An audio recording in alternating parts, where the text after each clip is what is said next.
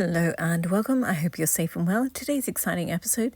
Well, I always get asked how I clean my jackets and how I care for them. So I thought I'd do a whole episode on how to care for your Chanel style tweed jackets and embellished jackets.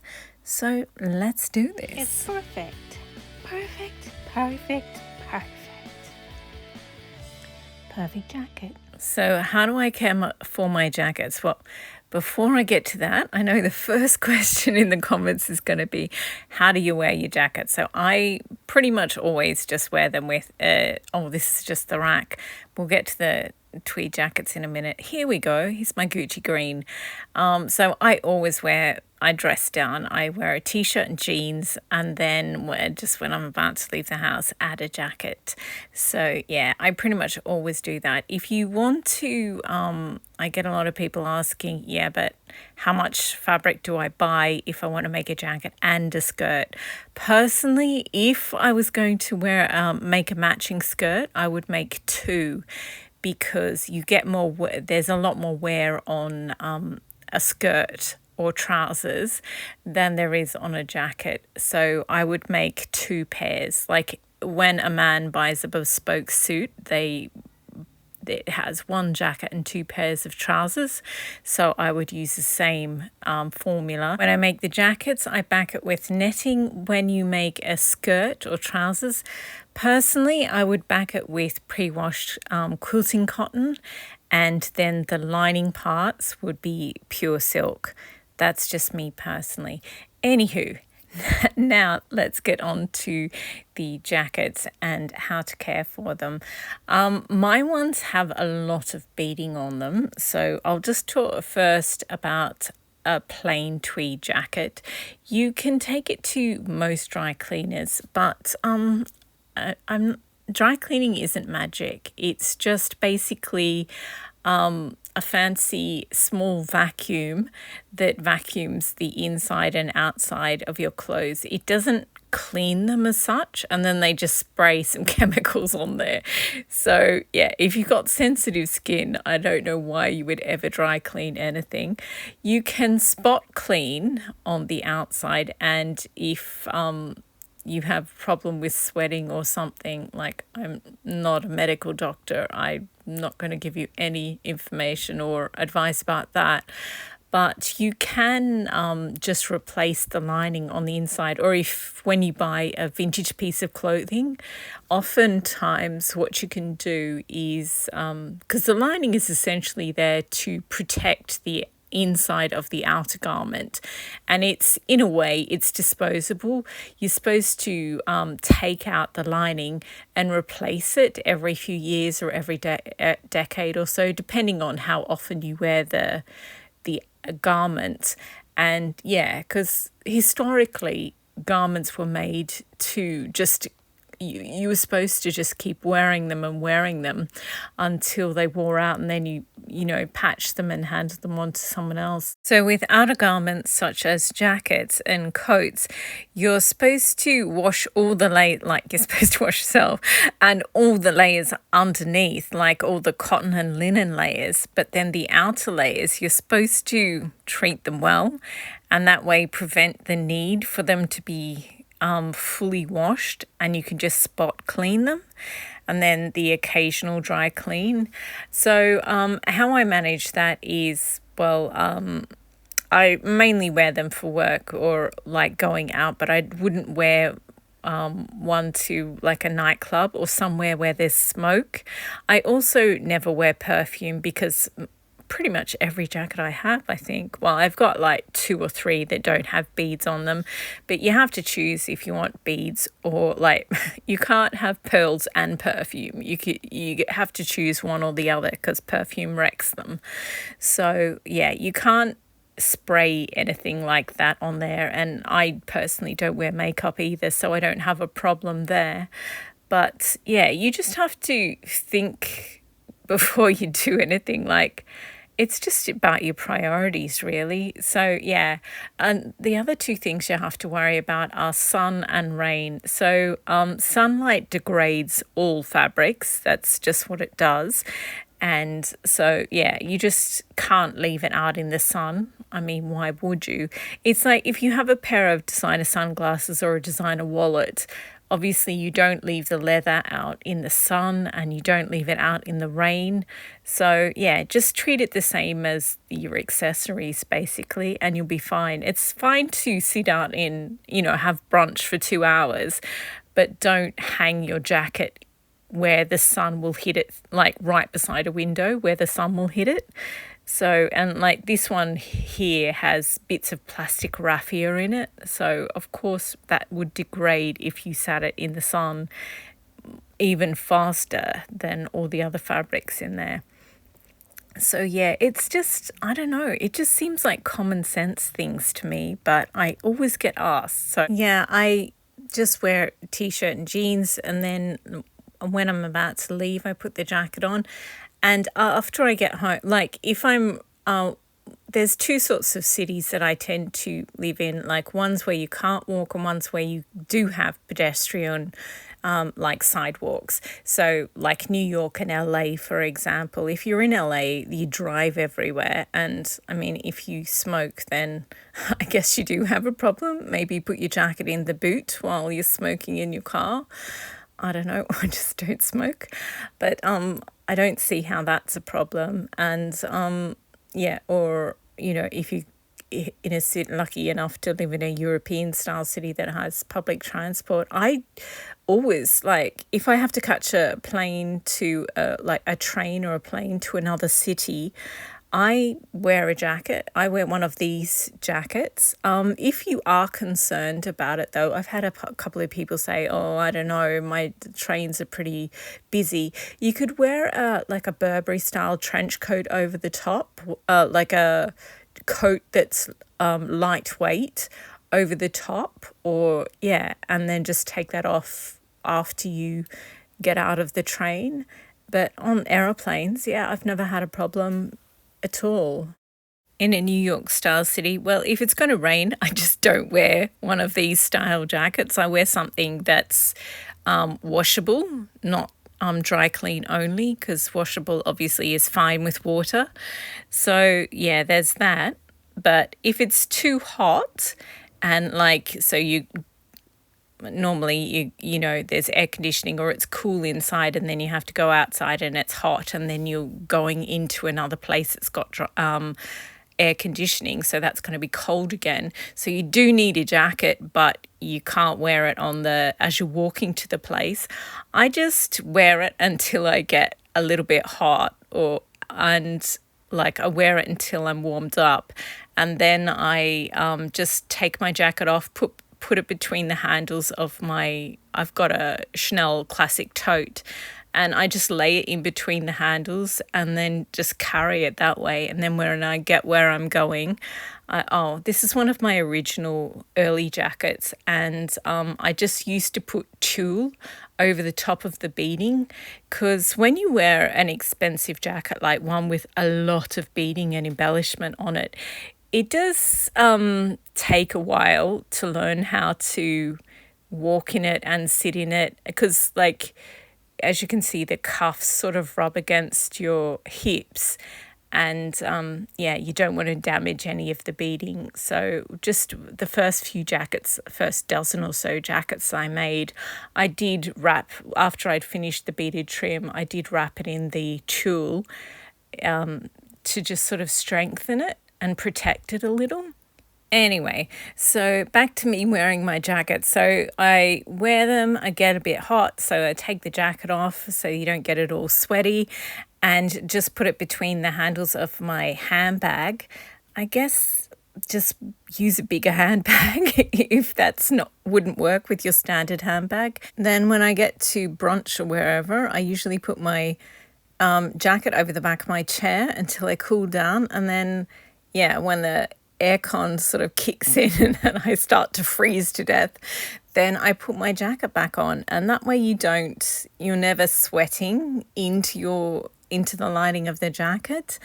And then when I get home, I just hang the jacket on. I've got like a coat rack, and you've seen the big rack. So yeah, I just leave it out to air for 2 or 3 days, and then I put them back in the closet. And then I've got this storage system where they're all in storage. Then I take out one box and put them in the wardrobe, and they're the ones I wear. And then when I get bored with them, then, oh, this is the dragonfly jacket. I love this jacket so much. I haven't finished it yet. I still had to put the silk lining in it, but I finished the whole of the outer jacket. I used so many beads on this one. I think I show you the hexagon beads at some point. I've only got 3 of them, and I used them all on this jacket. They're just like, I guess that shape is more expensive to make. So yeah, I just bought a few of them, and I was like, I had them for ages, and I was like, this is the exact right jacket to use them on. Anyway, so yeah, I just hang them and let them air, and that's just historically what people used to do. And then of course you can spot clean but I mean, just if you know you're going to be around kids, maybe don't wear the super expensive jackets. Just wear washable dresses and shirts, and that way the kids can put their, if they touch their food, then touch your clothes, then you just wash it. Like, wear something machine washable. And these fish beads are just so weird. I used most of them on this. I still got like 37, 38 of them left, but I used I think 80 on this, and they're just so weird and cool. I'm so glad I bought them, because sometimes I buy weird beads, and I'm like, I am never going to use these, never ever. And then when you finally use them, it's so awesome. Anyway, this is me showing you the hexagon beads. 2 red ones on this shoulder, and then on the other shoulder there's this mauvey grey one. Anywho, what was I saying? It's supposed to be about cleaning. Anyway, caring for your jackets. So yes, prevention is better than cure, but occasionally you do have to dry clean. Not every dry cleaner is going to be able to handle something like this. Most of them will just scream quietly or loudly and just say, refuse to work with it, because it would just be impossible to replace. So if you live in a big city, or you travel to a big city for a weekend every 6 months or something, then just look ahead. And any dry cleaner, there's specialists who do designer work, and so but they also do costumes for opera and ballet. So just find the biggest opera company and the biggest ballet, most prestigious ballet company, and just look for the dry cleaners around that and call them up or something. And you'll be able to find one that will be able to do a specialty piece. It does cost more. So as I said, prevention is much better than having to pay for a specialist dry cleaning. But yeah, otherwise you can just unpick the lining and wash the lining, and then put the lining back in, if you know how to sew. And if you're watching this channel, I assume you do. So, and that's much cheaper than having a specialty dry cleaner work on the entire piece. So yeah, personally I would find that easier. That's the kind of thing they do in museums when they're conserving a piece and trying to get it back to a standard where it can be put out and viewed. So, and there's also special things, like this jacket, for example, has large sequins on it, and the sequin is actually silver, metallic silver, and then it's got orange sprayed on top of it. So you can't dry clean in the normal sense, something like that. If you've got a specialty dry cleaner, then they can deal with it. So the dry cleaners who deal with the New York Ballet Company or something like that with those costumes know how to deal with this. But generally speaking, unless they've dealt with a lot of dance costumes, I wouldn't take anything with coloured sequins to a dry cleaner myself. I would just personally, for me, well, it doesn't actually have any lining in it yet, but once this one has lining, I'll just unpick it when it needs cleaning. I'll unpick it, hand wash the lining, and then hand stitch it back in. But yeah, I still haven't decided if I'm going to put silk lining in this one or tulle, because normally when Chanel or Dior do a net jacket, so this jacket is just 2 layers of netting. There's no other fabric, so it's sort of completely see-through. So when Dior or Chanel do a jacket like this, the lining that they make for it, instead of using silk, which could be seen, they use bridal tulle, so a flesh-coloured tulle, which is super fine. That's perfectly okay for haute couture, because really expensive pieces are only worn a couple of times and then donated to a museum. So you don't have ever really have a problem with how to clean it. But I tend to wear my jackets, to the grocery store, or to a cafe, or, to an office, something like that.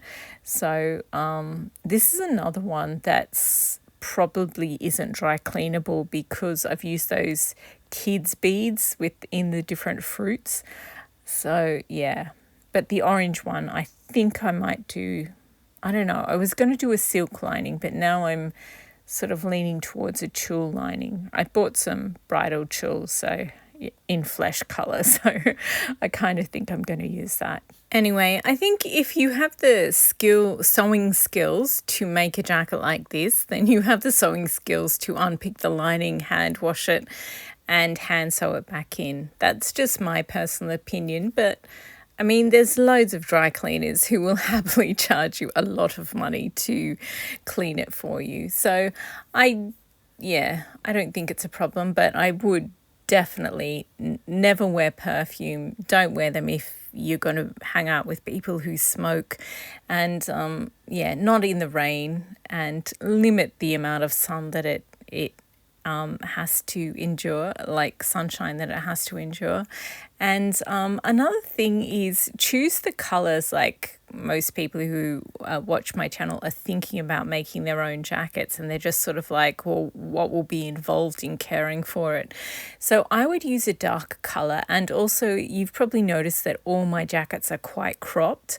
So denim jeans, if you've got a light coloured designer handbag, you know that you can never hold it next to you. Otherwise, the blue from your denim, no matter how old your jeans are, the blue from the denim, because they put so much dye into denim jeans, it transfers. So I would definitely recommend a navy blue. If you're making your first tweed jacket, I would definitely recommend a navy blue.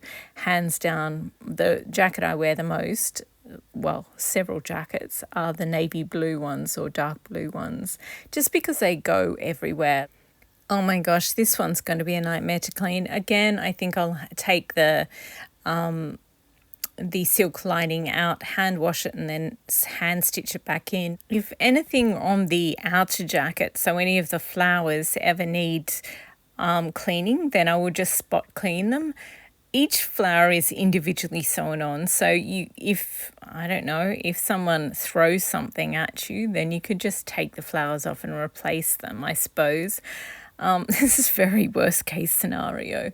With the plastic bits or with sequins, I tend to use a cotton bud and just gently wipe it. That's what conservators do in museums, and I just use the same techniques, and it works for them, works for me. And storing jackets, if you only have a few jackets, which realistically most people only have a few tweed jackets, you can hang them up.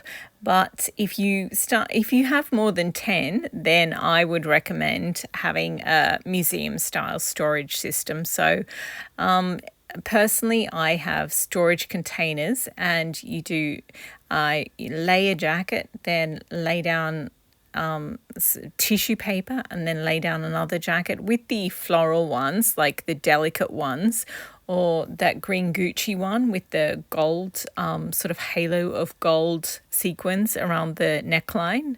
Ones like that that are really delicate, then what I do is you can also put scrunch up tissue paper, acid-free tissue paper, put it inside, and then sort of nestle it in a little bed of acid-free tissue paper as well, and just put a couple in each storage box, and then I just have them on shelves, and then I pull them out, and as I said, if I want, half a dozen or whatever, those are the ones that I wear. And then when I'm sick of them, they go back, as long as they've been aired out properly, then they get packed away again in their little storage box, go back in the storage area and take out another box. So it's a system that works for me. I certainly don't think it's a, practical system for everyone, but it definitely works for me. I found that after I'd made a few jackets, I just sort of worked out what storage system was going to work for me and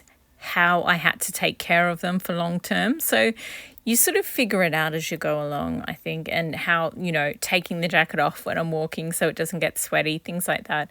And with jackets like this, this is a hand beaded trim that so I beaded the trim, then I stitched it on. So if I wanted to dry clean this one, obviously the most expensive option would be to find a really, really expensive dry cleaner who was a specialist and could do it. But if I wanted to dry clean it at the cheapest possible rate, what I would do is unpick very carefully the stitches that hold the trim to the jacket, and I would just get the jacket dry cleaned, and then I would hand stitch the trim back on. One big piece on the torso of the jacket, and then there's one on each cuff as well. So yeah, that's personally what I would do, and that way you wouldn't risk any damage, because all the beads are, if someone drops something that has glass beads on it, of course there's a risk that they'll break them, or they might have a new person at the dry cleaners who just, I don't want to think about it. So yeah, personally I would remove the hand beaded trim, just dry clean the jacket, and then hand stitch it back on again. But with this dragonfly jacket, ones like this but are beaded all over, personally I think the best thing to do to clean the lining would just be to carefully unpick the lining, hand wash it, and then hand stitch it back in, and just do any spot cleaning that's required on the outer jacket. So there you go. That's it. I hope I have answered your questions on how to care for and clean these beaded tweed Chanel style jackets. If you have any other questions, leave them down below in the comment section and I will endeavour to answer them. Anyway, thank you very much for watching. I hope you enjoyed. I hope you like my beautiful jackets. It was nice to get some of these out again. I love the dragonfly jacket so much, and I used up so many beads on it as well. Anyway, thanks again for watching and happy sewing.